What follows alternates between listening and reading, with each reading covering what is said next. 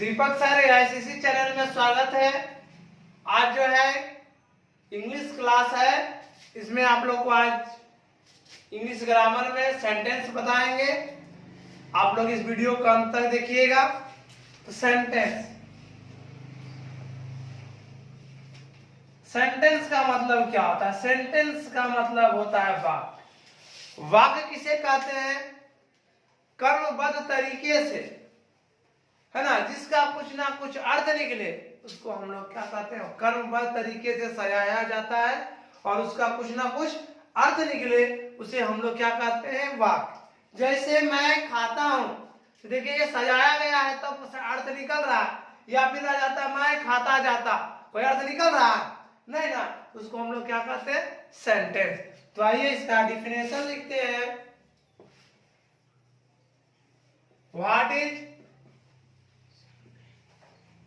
Sentence? Sentence क्या है? देखिए क्वेश्चन है व्हाट इज सेंटेंस? सेंटेंस क्या है? A sentence is a group of word put together in a certain, इसको पढ़ेंगे सटन, है ना, ऑर्डर गिविंग कंप्लीट सेंस। शब्दों का वह समूह, वाक्य जो है शब्दों का वह समूह है जो निश्चित ढंग से क्रमबद्ध हो और पूर्ण अर्थ देता हो, उसे हम लोग क्या कहेंगे? सेंटेंस कहेंगे। जैसे देखिए Ram is a good boy, Ram एक अच्छा लड़का है, क्रमबद्ध तरीका से सजाया गया है ना, अर्थ निकल रहा है कुछ ना कुछ।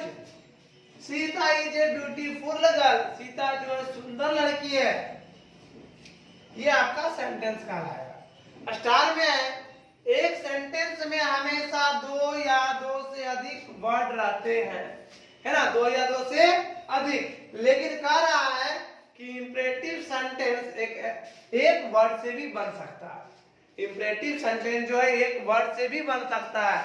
आप लोग कह सकते हैं कि कैसे? जैसे कहेंगे गो, गो कहने के बाद आप समझ गए कि जाने के लिए कहा जा रहा है ना।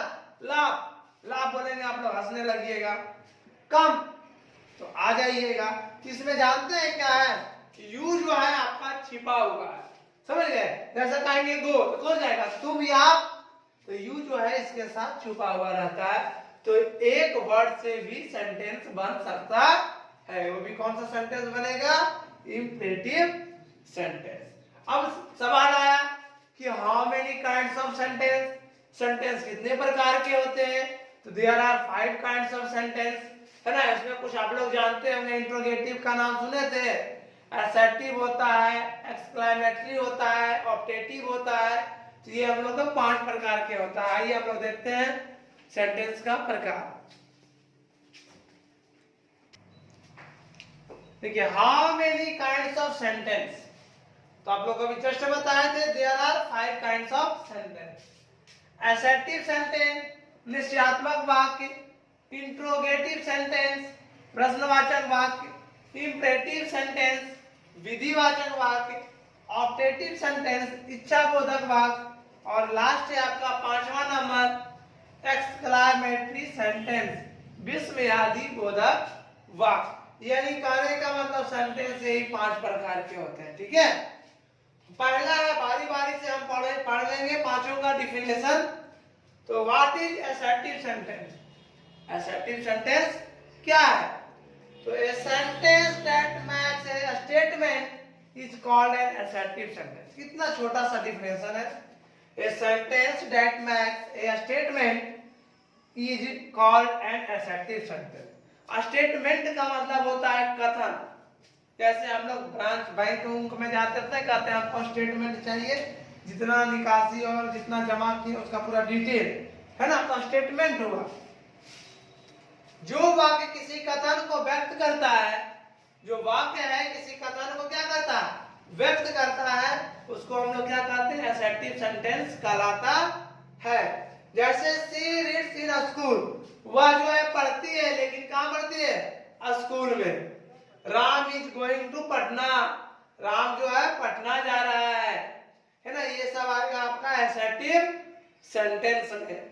फिर नेक्स्ट है आपका स्टार में असर्टिव सेंटेंस के समानता मैंने एसेप्टिव सेंटेंस जो लिखा हुआ रहेगा ना, तो सबसे पहले सब्जेक्ट आएगा, देखो यहाँ सब्जेक्ट आया, तब वर्ब आता है, देखो वर्ब आया है, और फिर अन्य पद, यानी सब वर्ब के बाद जो भी रहेगा अन्य पद, यहाँ पर अन्य पद में स्कूल आ गया वो रहेगा, और वाक्य के अंत में क्या, फुल स्टॉप जरूर रहेगा, है ना।